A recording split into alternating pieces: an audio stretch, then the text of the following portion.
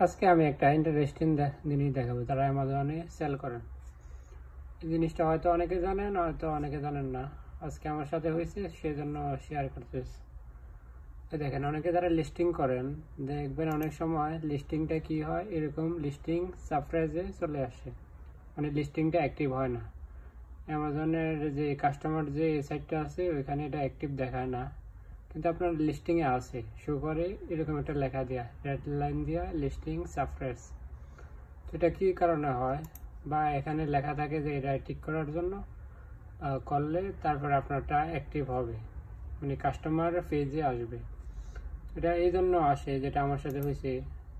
এই দেখেন, অ্যামাজনের পলিসি অনুযায়ী এখানে যে প্রোডাক্টটা আছে এখানে আপনার কোনো লোগো নাম বা কোনো ট্যাক্স বা কোনো কিছু আপনি এখানে অ্যাড করতে পারবেন না। হ্যাঁ, আপনার যে প্রোডাক্টটা আছে এটার মধ্যে চাইলে অ্যাড করতে পারবেন কোম্পানি নেম বা যে কোনো কিছু এখানে লিখতে পারবেন, প্রিন্ট করে হোক বা স্টিকারে হোক, যে কোনোভাবে।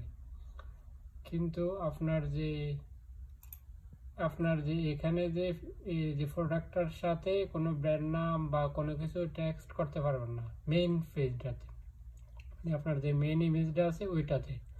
পরেগুলোতে হ্যাঁ করতে পারেন, কিন্তু মেইন ইমেজটা যেটা ওটাতে ফার্স্ট ইমেজটার মধ্যে এরকম কোনো কিছু টেক্সট অ্যাড করতে পারবে না, শুধু প্রোডাক্টটার ছবিটা থাকবে। আমি প্রথমে তো সেটা জানছিলাম না, জানার কারণে আমি এভাবে কোনো একটা লোগো দিয়ে বা আমার যে ব্র্যান্ডিংটা ছিল ওই ব্র্যান্ডের নামটা আমি এখানে অ্যাড করে দিই, যে কারণে আমার লিস্টিংটা অ্যাক্টিভ হইতেছিল না, এরকম লিস্টিং সারপ্রাইজে চলে গেছিল। পরে অনেক কিছু দেখতে দেখতে পরে যখন আমি এটা কারেক্ট করে আমি করি, তখন দেখা যায় আমার অ্যাক্টিভে চলে আসে। এখন আমার লিস্টিংটা অ্যাক্টিভ হয়ে আসে। দেখেন এরকম, এই যে এটা দেখেন, এটাতে তার ব্র্যান্ড নাম আছে বা এখানে ওয়াটমার্ক মানে প্রোডাক্টের ডিটেলস সংক্রান্ত এখানে আছে, প্রোডাক্টের মধ্যে আছে।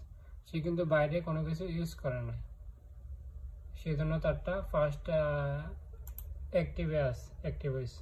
আপনারা যারা এই জিনিসটা বোঝেন না তারা এভাবে কারেক্ট করে দিবেন, তাইলে আপনারটা আর এরকম লিস্টিং সারপ্রাইজে দেখাবে না।